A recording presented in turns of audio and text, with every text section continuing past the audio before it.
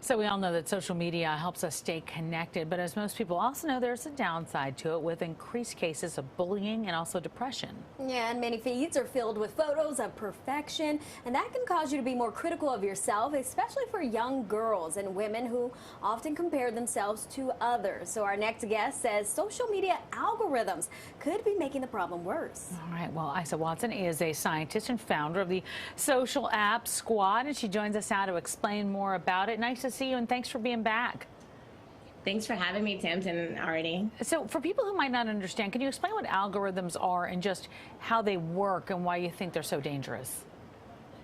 Yeah, so an algorithm in the simplest terms is the mechanism by which a social media platform presents different pieces of content to us. And so it used to be such that all the pieces that you would see in your news feed were just in reverse chronology order. So it was the most recent thing down to the oldest thing posted. But with algorithms, what it's done is it's scored various pieces of content on the site.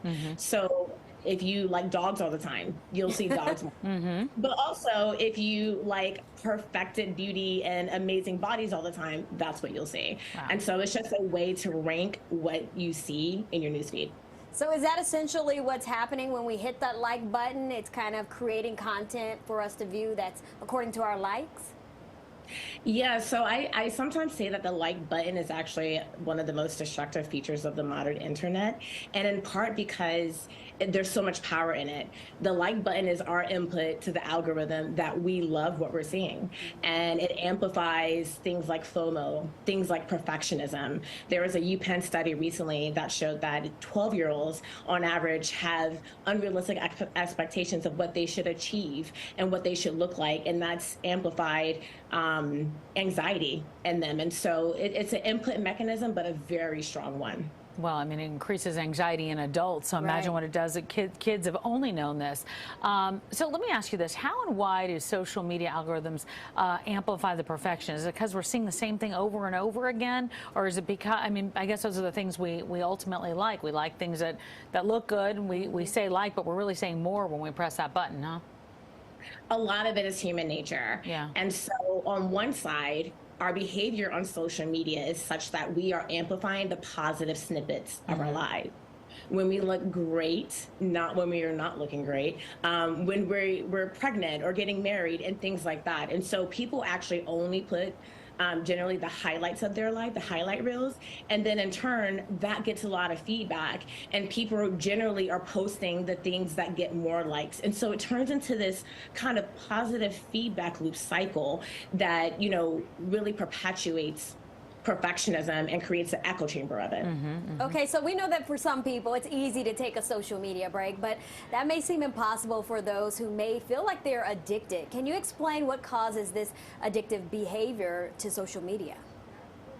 Yeah, the addictive behavior is really a function of the social media business model, right? They get more money the more time users spend on the platform because they're seeing more ads. And so the algorithm is actually built to keep you on the platform. So a lot of people don't know, if you watch a video to completion versus watching only a part of the video, that's a big feeder into your algorithm as well. And so, you know, social media, actually, the algorithms kind of study you and reflect what it is that makes you upset, because they're also tracking what makes you angry. When you use words like, oh, I'm livid or I'm outraged, that actually feeds into the algorithm. And so whatever makes you angry, whatever keeps you on, they know those things and they present those things to you. All right, so how can you still use social media and kind of solve this? What can we do to make our experience a little more enjoyable versus, you know, giving ourselves problems?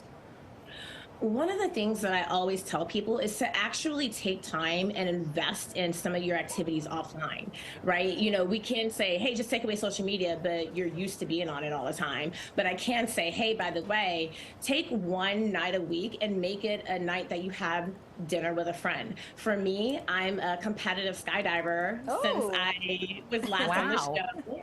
And so I skydive almost every weekend, and I'm not on social media at all, and that fills my time. Yeah. Wow, that's love great. That. All right, so you have a new book coming out early next year, Life Beyond Likes, logging off your screen and into your life. What can people kind of get from this book? I think with the book, one of the things that I realized is that we were all kind of having the same struggle around how social media was making us feel and retracting into kind of very lonely areas. And so, with the book, I spent a lot of time marrying storytelling and research to elevate our awareness of what social media has done to us and how it's kind of put us in this excessive validation seeking behavior. And then I present a framework of, hey, this is how to actually tap back into your real life and own that. And the message isn't, hey, never use social media. But the message is, however, you run social media, don't let it run you. Love it. Oh, such good advice. Isa, always good to see you. Congrats on the book. We look forward to seeing it as soon as it is out. And for more information on Isa or to pre-order her book, you can go to isawatson.com and also follow her advice on Instagram and Twitter at Isa D. Watson as well.